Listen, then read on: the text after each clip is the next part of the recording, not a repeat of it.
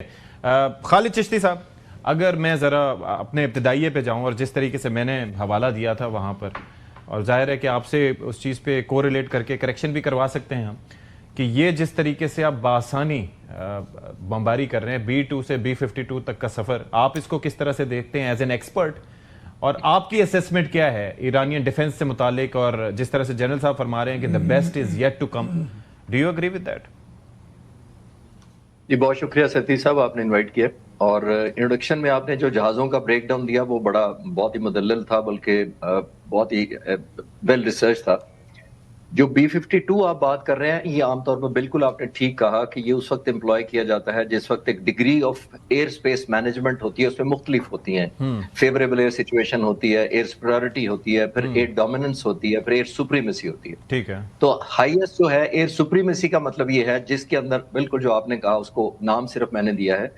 وہ ہوتی ہے جس کے اندر دشمن کا کوئی پروبیبلٹی رہے ہی نہ کہ وہ انٹرفیرنس کو میننگ فل کر سکے، اس کو کہتے ہیں ایئر سپریمیسی۔ ٹھیک ہے، اور اس وقت تو لگ یہی رہا ہے، جو آپ بھی کہہ رہے تھے اور میں بھی یہ سمجھ رہا ہوں، یہ کہ ایئر سپریمیسی لگ رہی ہے کیونکہ انہوں نے الیکٹرانکلی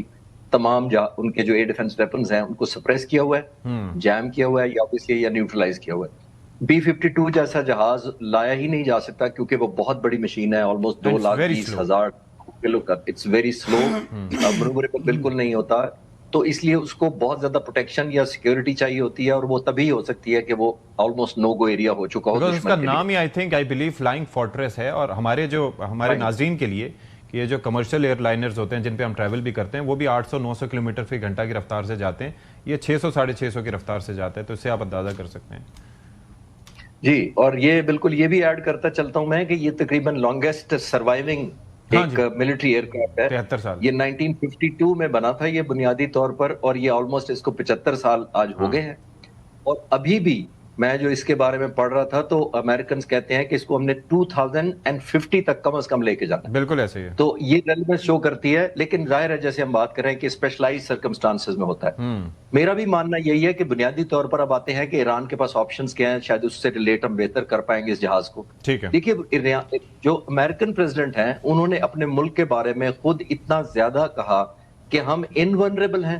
اور انکنوینسیبل ہے، ہمیں تو کوئی نہ پکڑ سکتا ہے نہ ہماری کوئی ورنیبلٹی ہے کوئی، اتنی ہائپ کے ساتھ وہ آئے ہیں۔ اگر وہ آئے ہیں تو پھر انہوں نے مینیفیسٹیشن ریزلٹ کر کے انہوں نے دکھانا ہے۔ جس دن وہ پہلا انہوں نے تقریر کی تھی، مجھے تو وہ نان سٹارٹر لگا تھا ایک، کیونکہ جب بھی ہم ملٹری وارفیئر کے لوگ یا کوئی ملٹری لیڈر، وہ تو کمانڈر ان چیف ہے سب سے بڑی دنیا کی ملٹری کے،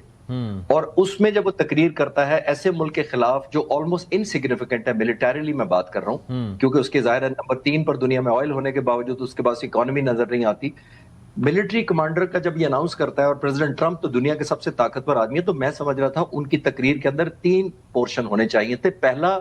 میں جنگ کیوں کر رہا ہوں، رائٹ اور رانگ، ایتھیکل نو ایتھیکل کی میں بات نہیں کر رہا، یہ ان کے پرسپیکٹو سے میں جنگ اس لیے کر رہا ہوں، نمبر 1۔ نمبر 2، اس طرح میں انفولڈ کروں گا، یہ اسٹریٹجی ہوگی، اور نمبر 3، جب یہ ریزلٹ اچیو ہو جائیں گے تو میں سیز فائر کروں گا۔ ایسا ہی ہے، یہ تینوں کے اندر پہلا تو ٹھیک آیا، انہوں نے کہا میں جنگ لانچ کر رہا ہوں، یہ کر رہا ہوں، وہ کر رہا ہوں، لیکن مجھے سمجھ نہیں آئی دوسرے کمپوننٹ مسنگ تھے۔ دوسرے میں انہوں نے ایرانی لوگوں کو دعوت دی کہ آپ ٹیک اوور کر لیں۔ یہ میرے لیے بہت حیران کن تھا، وہ اس لیے تھا کہ آپ اپنی ریسیپی کے اندر، اپنے انگریڈینٹ کے اندر دشمن ملک کے لوگوں کو ایز اے فیکٹر نہیں کاؤنٹ ان کرتے اپنی فتح تک جانے کے لیے۔ وہ ایک بونس ہو سکتا ہے کہ وہ لوگ اٹھ کھڑے ہوتے ہیں ان کی توقعات سے پہلے، وہ کہتے ہیں کہ جی ہم آگے، ہمیں پلیزنٹ سرپرائز مل گیا ہے، بٹ آپ بلٹ ان اپنی اسٹریٹجی کے اندر دشمن کی عوام کا جو آلموسٹ 9 کروڑ لوگ ہیں ان کے رسپانس کو نہیں ڈال سکتے۔ پہلی بات تو یہ میں حیران ہوا تھا۔ دوسری بات یہ حیران ہوا تھا کہ جب انہوں نے تقریباً پہلے دن ہی 49، اب تو 49، وہ خود کہہ رہے ہیں کہ ہم نے لیڈرز کو ایلیمنیٹ کر دیے۔ دنیا میں آپ جب بھی ملٹری کرتے ہیں نارملی بہت ہی ریئر ہے کہ لیڈرشپ کو ایلیمنیٹ کیا جائے، وہ اس لیے نہیں کیا جاتا کہ بنیادی طور پر اسی لیڈر کو تو آپ نے سبق سکھانا ہوتا ہے، اسی کی تو ول ختم کرنی ہوتی ہے، اور اسی سے پھر آپ نے بات کرنی ہوتی ہے، اور اسی سے پھر بات کرنی اسی کا حوصلہ توڑنا، بالکل ٹھیک کہہ رہے ہیں، اسی کا تو آپ نے حوصلہ توڑنا ہوتا ہے۔ جب آپ کا حوصلہ توڑتے ہیں لیڈر کا، تو قوم جو 9 کروڑ ہو یا 20 کروڑ ہو، پھر ڈومینو ایفیکٹ کی طرح وہ فال ڈاؤن کرتی ہے، جیسے اینٹیں کھڑی کرتے تھے بچپن میں، تو ایک اینٹ کو دھکا مارے ساری گرتی ہیں، वो डोमिनो इफेक्ट क्रिएट करते हैं कि लीडर सरेंडर कर देगा मेंटली तो सारी कौम सरेंडर कर देगी। आई गेट इट, तो ठीक है। लीडर को तो इसलिए रखा जाता है, लीडर को तो सरवाइव कराया जाता है तब ताकि दूसरे लीडर्स के लिए भी सबक का बायस बने। मैं सिर्फ अमेरिकन पर्सपेक्टिव की बात कर रहा हूं, मैं कतन ये नहीं चाह रहा कि ईरानी इस तरह हो,